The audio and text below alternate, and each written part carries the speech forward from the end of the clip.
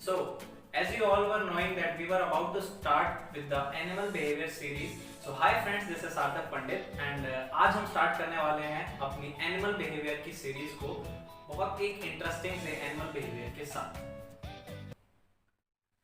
तो friends, before starting the actual topic what we have to study today, मैं कुछ एक नॉर्मल डेली लाइफ के एग्जांपल्स आप लोगों से डिस्कस करना चाहूँगा। जैसा कि हम लोगों ने रिसेंटली देखा, अभी अभी फादर्स डे गया है, तो उसमें मैंने देखा बहुत सारे मेरे फ्रेंड्स ने, मेरे टीचर्स ने अपने अपने फादर्स के लिए स्टेटस डाले, ग्रीटिंग्स दी। तो मैंने एक चीज़ कॉमन पाई, सब लोगों ने लिखा कि thank you father for all the efforts you have put in for us without being selfish. और फिर इसका मतलब पेरेंट्स भी उनसे रिटर्न में यही एक्सपेक्ट करते हैं कि आगे चल के जितना हमने अपने बच्चों को बड़ा किया है वो भी हमारा आगे हमारे ओल्ड एज में हमारा सहारा बने। तो this is in direct correlation with something which is already existing in animal world, that is altruism. तो friends, हम start करते हैं सबसे पहले कि what is the actual meaning of this term altruism. तो altruism एक इतना complicated term नहीं है। जो भी हमारे चैनल पर नए दोस्त हैं जिनको नहीं पता है altruism के बारे में पहले से, तो उनके लिए अगर मैं इसको simply define करना चाहूँ तो altruism का meaning सिर्फ इतना है कि जब एक एनिमल अपनी फिटनेस को दांव पे लगा के, अपने एग्जिस्टेंस को खतरे में डाल के किसी दूसरे एनिमल को बेनिफिट पहुंचाता है, उसकी मदद करता है, उसका फेवर करता है, जस्ट इन होप कि आगे कभी अगर सिचुएशंस रिवर्स होती हैं, जब वो दूसरा एनिमल जिसने इस बार बेनिफिट लिया है तो वो आगे उस एनिमल की हेल्प कर सके जिसने इस बार अपनी फिटनेस को खतरे में डाला है। तो अब ऑल्ट्रिज्म के लिए मैं उम्मीद करता हूं आपको इसका मीनिंग समझ में आया होगा।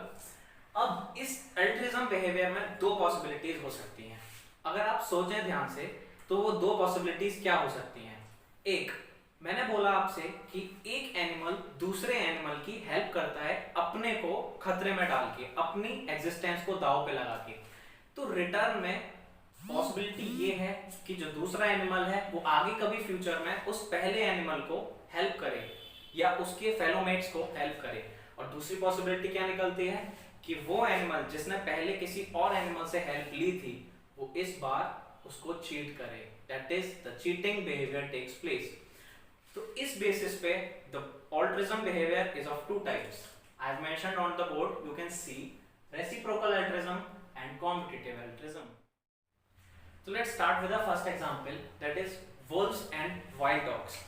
तो इसके बारे में शुरू करने से पहले मैं आपको बताना चाहूंगा कि आप लोगों में से बहुत लोगों ने देखा होगा एनिमल प्लेनेट पे या नेशनल ज्योग्राफिक पे या डिस्कवरी चैनल पे, ऐसे चैनल्स पे जब भी कोई वाइल्ड लाइफ प्रोग्राम्स आते हैं तो आपने जरूर देखा होगा कि वाइल्ड डॉग्स और वुल्व्स ये अपने हंटिंग बिहेवियर के लिए, अपनी हंटिंग स्किल्स के लिए बहुत ज्यादा माने जाते हैं।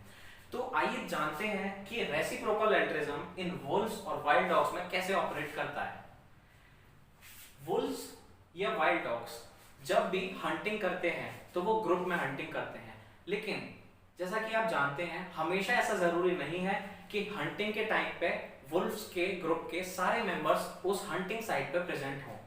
तो ये क्या करते हैं कि वुल्व्स जितने भी हंटिंग साइट पे प्रेजेंट हैं वो वहां पे हंटिंग करने के बाद, अपना मीट कंज्यूम करने के बाद, वो जितना भी मीट है, जितना भी फीड स्टफ है, उसको कलेक्ट करके अपनी ड्वेलिंग प्लेस पे, यानी जहां पे वो रिसाइड करते हैं, जहां पे वो रहते हैं अपने ग्रुप को लेके, वहां पे उस बचे हुए मीट को लेकर के आते हैं।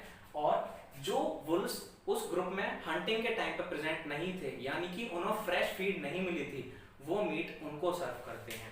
और ये करते हैं वो सिर्फ इस उम्मीद में कि आगे कभी अगर हम हंटिंग के टाइम पे प्रेजेंट नहीं हो तो बाकी के वुल्व्स फ्यूचर में कभी वो मीट हमें लाके सर्व कर सकें। So this is how the reciprocal altruism is operating in wild dogs and wolves. तो अब आगे बढ़ने वाले हैं हम अपने सेकंड एग्जांपल्स के साथ। इस एग्जांपल को स्टार्ट करने से पहले मैं बताना चाहूंगा, हाँ, ये एग्जांपल है उस क्रिएचर का जिसने ऑलरेडी बहुत तबाही मचाई हुई है बहुत सारी फैमिलीज में। बहुत सारी कंप्लेंट्स करते हैं लोग इस क्रिएचर को लेके, लेकिन आज कुछ पॉजिटिव साइड देखते हैं, कुछ पॉजिटिव बिहेवियर देखते हैं इस क्रिएचर का। Yes, I am talking about the monkeys. इन्हीं में से मंकीज वर्ल्ड में से एक एग्जांपल है वर्वेट मंकीज का। तो आइए देखते हैं वर्वेट मंकीज में रेसिप्रोकल अल्ट्रिज्म कैसे ऑपरेट करता है। वर्वेट मंकीज दो तरीके के अल्ट्रिज्म शो करते हैं, one is grooming and the other is alarm calls. तो वन बाय वन मैं दोनों को एक्सप्लेन करूंगा। तो आइए सबसे पहले हम जानते हैं व्हाट इज ग्रूमिंग। ग्रूमिंग एक ऐसी एक्टिविटी है जो कि अपनी बॉडी को क्लीन करने के लिए या अपनी बॉडी को हाइजीन मेंटेन करने के लिए की जाती है।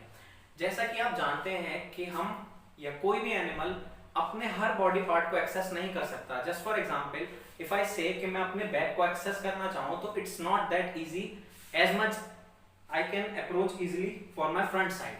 तो कोई भी एनिमल अपने सारे बॉडी ऑर्गन्स को उतनी इजीली एक्सेस नहीं कर सकता। सो व्हाट हैपेंस नेक्स्ट, एक बंदर को, एक वर्वेट मंकी को किसी दूसरे मंकी के ऊपर रिलाई करना होता है कि आज अगर मैं आपकी ग्रूमिंग में मदद कर रहा हूं तो कल को आप भी जब मुझे ग्रूमिंग की जरूरत पड़े तो रिटर्न में मेरी मदद करें। तो this is called reciprocal altruism. तो नेक्स्ट केस है हमारे पास अलार्म कॉल्स का। अब बात करते हैं व्हाट इज अलार्म कॉल्स। आप लोगों ने सुना होगा कि बहुत सारे एनिमल्स अपनी पेक्युलियर आवाजें निकालते हैं। अब वो किस चीज को सिग्निफाई करते हैं, ये बात है एनिमल बिहेवियर में स्टडी करने वाली। तो वर्वेट मंकीज की अलार्म कॉल्स किस सिग्निफिकेंस की होती हैं? देखिए, जब भी कोई प्रेडेटर या कोई हंटर इस वर्वेट मंकीज के ग्रुप पे अटैक करता है तो जरूरी नहीं है कि उस ग्रुप के सारे वर्वेट मंकीज उस हंटर को एक साथ देख लें यानी स्पॉट कर लें। तो आमतौर पे क्या होता है कि उस ग्रुप का जो भी मंकी सबसे पहले उस हंटर को या उस प्रेडेटर को जो कि इन पे अटैक करने वाला है उसको जैसे ही वो देखता है, जैसे ही उसको स्पॉट करता है तो उसका बिहेवियरल रिस्पॉन्स क्या होता है? Alarm calls. वो मंकी तुरंत उस प्रेडेटर को देख के कुछ आवाजें निकालने लगता है और वो आवाजें बहुत पेक्यूलियर होती हैं कि हंटर किस टाइप का है। If it is a lion, if it is a tiger, वो वेरी करता है। तो वर्वेट मंकीज की एक खास बात है कि वो हर हंटिंग स्पीशीज यानी हर प्रेडेटर के लिए अलग पिच की, अलग एम्पलीट्यूड की आवाज अपने थ्रोट से निकालते हैं। तो ये अलार्म कॉल्स जब वो एक मंकी देगा तो इससे दो पॉसिबिलिटीज बनती हैं। पहली चीज कि जब ये अलार्म कॉल्स उसके बाकी के साथ में जो ग्रुप के मंकीज हैं वो इसको सुन के समझ जाएंगे कि हमारे आसपास कौन सा प्रेडेटर है, तो they will try to escape the danger. ठीक है। फिर नेक्स्ट चीज ये है कि साथ ही साथ जिस मंकी ने अलार्म कॉल दी उसने अपने लिए एक रिस्क खड़ी कर ली। देखते हैं कैसे। क्योंकि जब ये वर्वेट मंकी जिसने अलार्म कॉल लगाई है वो जब अलार्म कॉल लगाता है तो वो ऑलरेडी एक आम ऑब्वियसली एक सिंपल सी बात है कि जब भी कोई एनिमल सामने से आपको हंट करने आ रहा है और आपके ग्रुप में अगर आप सबसे पहले आवाज लगाएंगे तो obviously you are the one who is the most highlighted member. तो वो हंटिंग या प्रेडेटर वो आपको सबसे पहले स्पॉट करता है, तो यानी पूरे ग्रुप में आप सबसे ज्यादा डेंजर में हैं और आपकी अलार्म कॉल के बाकी मेंबर्स तो सुन के जा चुके हैं लेकिन आप उस रिस्क में ज्यादा बुरी तरह फंस चुके हैं। लेकिन अगर इस सिचुएशन को भी वो मंकी जिसने अलार्म कॉल लगाई थी सरवाइव करता है तो that is nature is supporting that monkey. इस रेसिप्रोकल अल्ट्रुइज्म में ये चीज किस सिग्निफिकेंस से हो रही है? तो इसका मतलब ये है कि जब भी नेक्स्ट टाइम कोई और मंकी किसी प्रेडेटर को देखे तो वो भी रिटर्न में आवाज निकाले, अलार्म कॉल लगाए, सो दैट वो अपने सारे मेंबर्स को एक सिग्नल दे सके कि आसपास कोई एक हंटर है, कोई प्रेडेटर है, तो you need to run away. जबकि वो अपनी जान को खतरे में डाल चुका है। लेकिन अगर वो उस सिचुएशन को सरवाइव करता है तो नेक्स्ट टाइम वो भी बेनिफिट उठाएगा जब कोई और मंकी अलार्म कॉल लगाएगा। So thanks for watching guys, and please do like, share and subscribe our channel, and yes, do not forget to hit the bell icon.